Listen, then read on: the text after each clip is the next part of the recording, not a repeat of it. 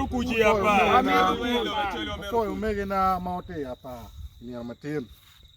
An ginying ni aruba kenen Daniel pol jonge ani boyka. Ate kansela ma bit mi Gulu City pabulu macho. Antin ya pe yom ni we chawane wan pia wano report magi bonda dinlobo yu wer Museveni president ni Uganda. Do amera wani logme ko Apaa guru ko wana chole ko duju nyoma chalo tera pabulu me Acoli. Amela dear president mi Uganda mi rewinya mabe di ni armatini kade nano tera mate loke cha ngiri chwara chwingi wan man po wati anaken wati du lwa mate koro report ma migi matini yen be logo maguru lok Apaa. Do president amera wetini kate chintie ya Apaa wacho kama leng yak wangi mirni pian lok tieni Apaa inde gam chen no ye Mare tiji dano mi ni kidi yo ngo mi ngo mbot juma gumi dong chente. Wa mero ngom wa mi Apaa. Wa Apaa chiru kamo.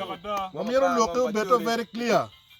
Katela ke kere wara kilo tela mapola ta e Kampala elevo mo pato ko duju. Yini kumi biro e Apaa ilogo bere. Ero la gama na kanya Apaa o chaka magali bario ga beach we chawari la gama pia unonge. Kumire mapol mai fomi chwala gibu tiare Apaa. Kumire pa prime minister, kumire pa minister Melan, kumire pa the late Jacob. When for la pere ye. They spend taxpayer money paying me what reserve. One machalo lutela, wami okui machala chuli, gimi kui lumuru, and you made a chulaga chula you don't you and combat. Negodano. Never what in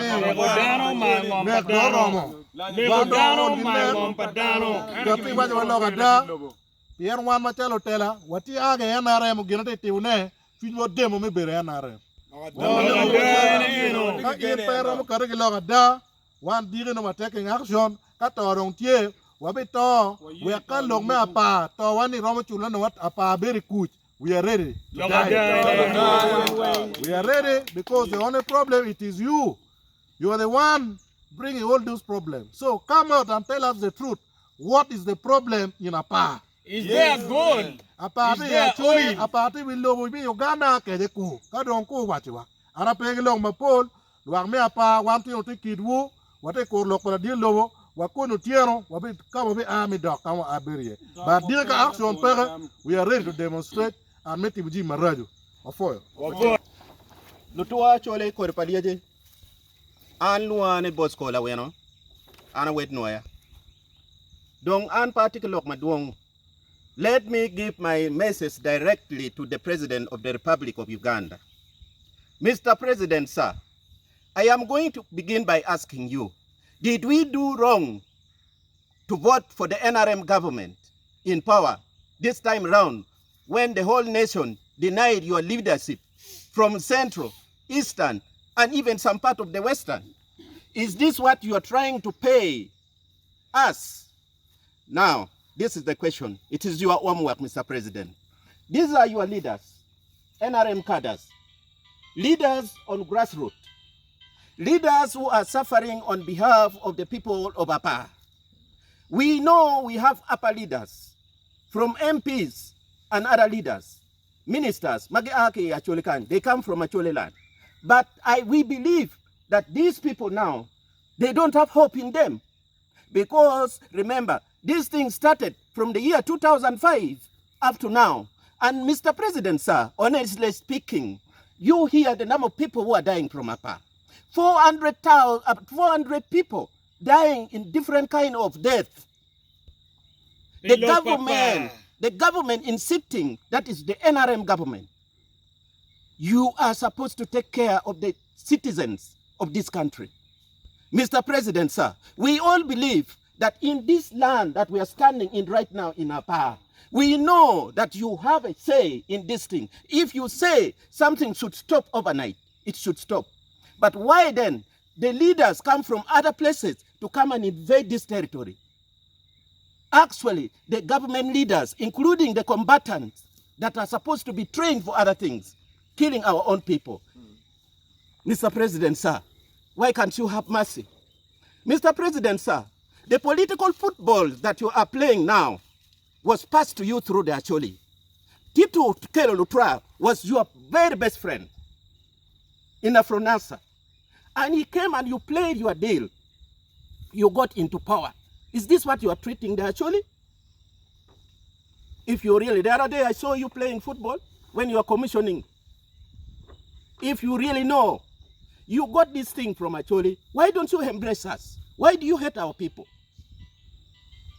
I am one of the organizer, the mobilizer of the people in the West Acoli. Now these are your leaders. Mr. President, sir, we now beg you that these people, together with thousands of youths behind the back door, they are waiting for today's meetings. Sorry. If there is nothing that has taken place, Mr. President, you should know that these young youth, they are not acting. We are going to act. They are not going to act. We are going to act. Because you've been playing your political character with the existing leaders who comes and deceive you.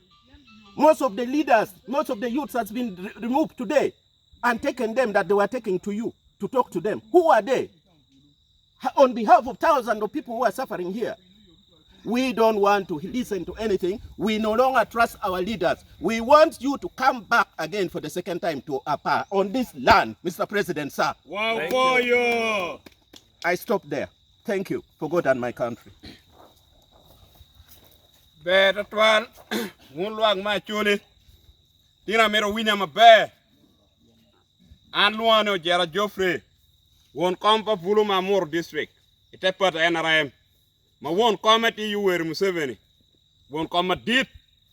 Madanga no ma did gi Uganda kan law and peke. Ma pat gro ban wi polo. Adalo tua. Ia chue. Dok chue. Alan magati lanya kwera. Anywele me Uganda. Mukene magati Apaa. Ya Apaa ne ba. Peti ka chue ge ken. Watigo baganda mukene. Ninja gi chiro la nged gi ti o yat. Ka ke ma pate. Mangom ma pa ne ti apera gi tie. Adalo tua. Ana ka a malo. Ago duru bot bulu weriwa. Milo ba churi ka ene. Ni obino konya. Gin mati teme. Ia pa ne nongraj. Iko machuli. An gi kume le wid maga mada. Ka tika lok. Inyim dano. Kwi mu karnada.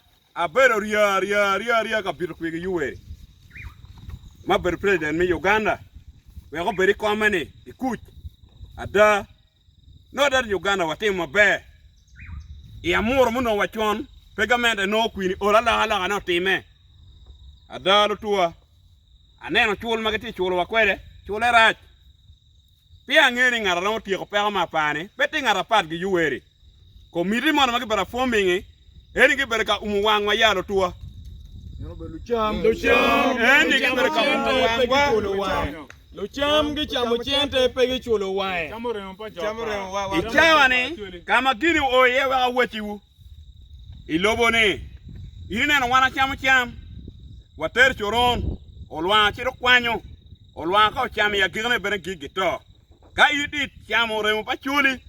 Magiti to ya pa. Nyolu pa nyole Uganda magiti to ya pa ni. Iri cham chiko. Angeu chiro ni jamu chiko. Angeu ni dano tika lok. Ikin pin erwer ne amukene ni. Ni wan buluma wakati ni. Ge akero kez mukene komwa. Kez ma wan po bikanyo ne. Ana ye wabito pikahawa an macharo an kalo papani ron we ana to kilo tuo mi Apaa chule magiti Apaa giberi kuch ana ye to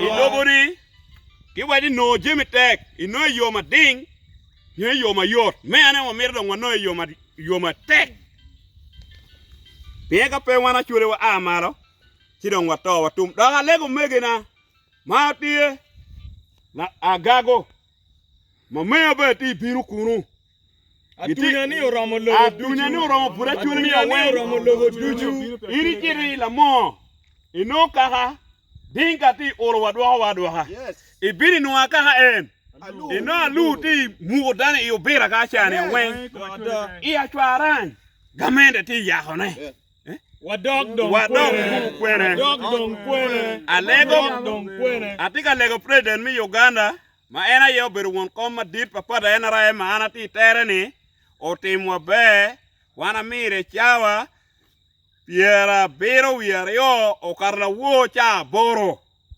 chigi waji extra ge medo wa medo extra wa wini ne oluono tela ma choli wengi chiro kuja nyomi no dan chiro kuja endo kano ana ye aberi kin lutera ni kana beri won koma choli parliamentary group angolo kunu ku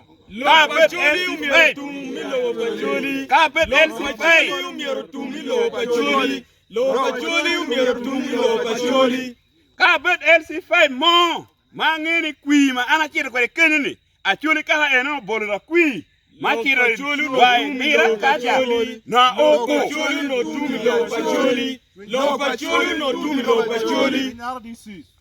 loka in adala tela mengena chure no keri kireba wigi komi mi party ingeni ina ye kan bir queen yele wi a odi kuja ko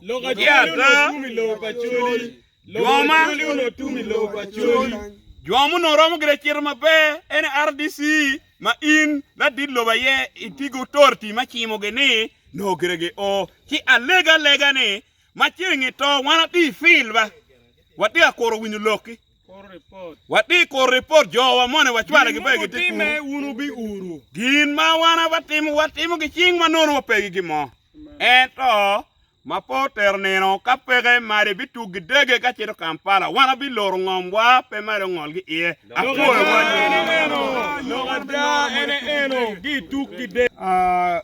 Good afternoon, fellow countrymen and women. I am Orion Lega Benson, the chairperson of the youth activists who are trying to advocate so seriously about the issue of Apaa. On our last media briefing, we were very clear.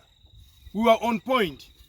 We pointed clearly that the problem of people of Apaa is none other than President Museveni. And he is the solution to that problem. Apaa is the home of over 40,000 people. Since the conflict has erupted in Apaa, we have lost around 414 people in various kind of deaths. Others are being killed forcefully. Others are being killed because of negligence by the medical personnel. Both mothers who are giving birth, they are not really. The hospital is occupied by the soldiers. They don't even allow people to access the medical facility in Apaa.